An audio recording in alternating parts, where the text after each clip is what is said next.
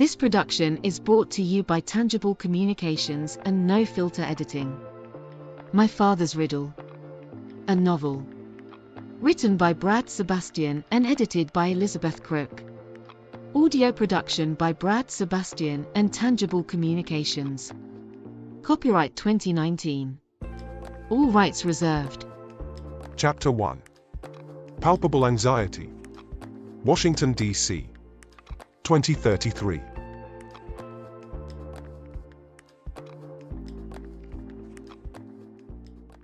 Silence surrounded Aldous. Save the congressional intern at the front of the distinguished private rail cart, Aldous sat alone with his thoughts. The world awaited those thoughts. The tunnels in the underbelly of Washington, D.C. form a semi-private rail system that allowed high-powered D.C. lawmakers and lobbyists to move around town, avoiding street-level congestion. Notably different from the massive, chaotic labyrinth of steel you might find underneath New York or London, the DC system moved a small number of privileged passengers in slow-moving carts that resembled theme park rides more than big city high-speed mass transit. As it had been arranged, the tunnels were empty this afternoon. The cart began its short trip to the U.S. Capitol building with a click and a clack as the steel wheels rolled past the first section of track. The cart methodically made its way past the White House stop and clicked through the normally tourist-heavy Lincoln Memorial platform. The tunnels were silent. The city is vacant.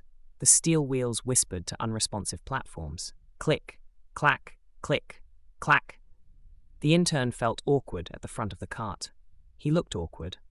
His name was Carl. He stared at Aldous as though he were a ghost. Click, clack. It was agreed upon months prior to Aldous's arrival in Washington that he would take the tunnel rail system unescorted from Senator Williamson's office across town to the Capitol building for what had been dubbed the Aldous Solution. Senator Williamson, the president, and the White House press team thought it best to not give the impression of coloring Aldous's thoughts en route to the most anticipated speech in human history. The press corps would take note of every detail. He wasn't entirely unescorted. There was Carl. The senator figured young Carl could accompany him on the quick ride from his Senate office building to the Capitol, where an unprecedented joint session of Congress, the court justices, foreign heads of state, and every media outlet on the planet awaited his every word. A click, clack, click, clack. Carl was not prepared for this. He could not have anticipated that he would be on a cart with Aldous Keneally. The White House press team chose not to tell him until moments before he was directed to step on the cart with Aldous. No need to risk a security breach. Click, click, clack, clack. The cart sped forward. How did you get this job? It sounded like small talk. Aldous was genuinely interested. Carl was not expecting small talk. Sir? Carl fidgeted. This job, I'm sorry, sir. Carl pulled at his collar. He was sweating. Hey, bud, Aldous said. Relax. He pointed to the seat across from him. Have a seat. You look like you need a second to just breathe. Carl flinched again. I don't think I'm supposed to talk. What's your name? Aldous asked. Carl. It's a pleasure to meet you, Carl. I'm Aldous. Aldous extended his hand. Carl turned a little pale. Yes, sir. I'm Carl. I know who you are, Mr. Keneally. Aldous laughed quietly, scratching at his weathered grey beard. The sun-weathered cracks across his face guarded secret chapters to a story that would be told indefinitely long after the manuscript was completed. You mentioned that, Carl. Try and relax, man. I'm the one that has to give a speech to the world. You're just my chaperone, Carl. Carl was a teenager. Aldous Keneally was Aldous Keneally. Carl's eyes shot nervously above the rail cart as it swayed gently side to side. Click, clack, clack, click. Seriously, just take a deep breath, Aldous said. Carl hesitated. He averted his eyes to the ground. Aldous revisited the small talk to try and put his fellow passenger's mind at ease. So, Carl, how did you end up as an intern for Senator Williamson? Carl nodded. He started to feel a little more comfortable. Aldous had a way about him. Well, my father is the Attorney General of Tennessee, Carl said. He and Senator Williamson were roommates at Vanderbilt Law. This is just a summer job that was arranged for me. I see. Did you grow up in Tennessee? Aldous asked. Yes, sir. Mr. Keneally, Memphis, sir. Click, clack, click, clack. The cart turned sharply on its rails on a curve. Creak, click, clack. Aldous pressed forward with the small talk.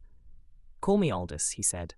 Let's talk pork ribs. Do you like the dry ribs or wet ribs? I'm sorry, sir. Barbecue ribs. Do you like the dry rub or the saucy ones? And please, no need to call me sir. That's a little formal. Oh, okay. My father does a dry rub, sir. Call me Aldous. Sorry, sir. I mean Aldous, sorry. Carl bit his lip with a fidget. My father does a dry rub. It's the best in Tennessee.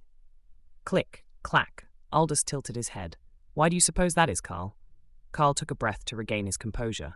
Aldous grinned while gesturing with a friendly two-finger wave.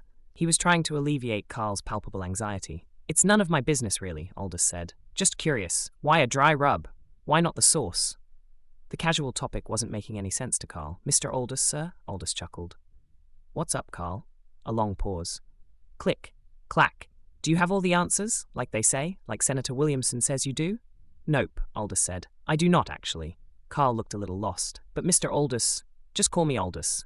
Click, clack, click, clack. But you are here to speak to the world, Carl said. To help us. This is where we are going. Right now. I do love some messy sauced pork ribs. Aldous smiled. Nothing against the dry rub, though.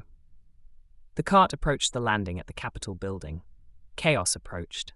A 2-foot passage lane formed by shoulder-to-shoulder Secret Service personnel held back giant hordes of reporters, photographers, and protesters. The flashes were blinding. The mob was thunderous. Overhead, dozens of floating camera drones jockeyed for space above the cramped landing. Aldous and Carl's barbecue talk time was dwindling as the cart approached this carnival at the Capitol Hill stop. Carl looked at the mob, then swung his head back to Aldous. Then another perplexed double take. What are you going to tell them? He asked. That you don't have the answers. Click, clack, click. The cart slowed, a grin. Why do you suppose your father does the dry ribs, Carl? What?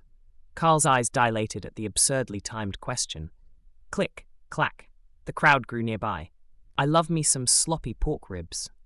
Aldous nodded. He elevated his voice over the mob they approached. You suppose your father would ever do a wet rib recipe? The cart approached the platform. Secret Service agents sprang forward. Would he ever do a wet rib sauce? Aldous asked, as he started off towards the cart door. The Secret Service agents started to usher him off. He stopped them with the firm gesture of a palm. Give me just 1 second, gentlemen, he said to the huddle of approaching suits. Carl and I are talking. The humanity of cameras, voices, light, and sound overwhelmed. Carl went from pale to red. Carl, he was not prepared for this. Carl was a teenager. Aldous shouted back over the white noise of the hoarding mass. A wet rib sauce? He asked again over his shoulder. Would you guys try it? Never, sir, Carl yelled across the cart. My great pappy's dry rub is the best. Aldous got ushered off by the agents. Sir! Sir! One of the agents yelled. Follow me, and Agent Anderson through the crowd. Aldous looked back at Carl. Carl, he looked perplexed and scared. Aldous never wanted to scare anyone.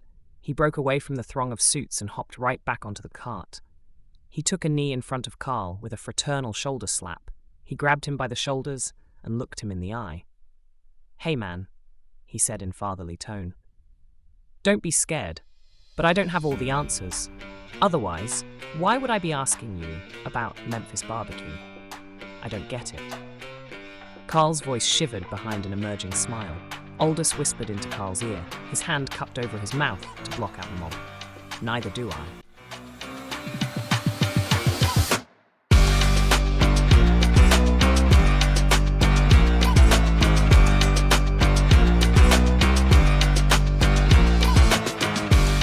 I hope you enjoyed this preview of the soon-to-be-released novel, My Father's Riddle, by Brad Sebastian. Edited by Elizabeth Crook. To learn more, visit nofilterediting.com. That's nofilterediting.com.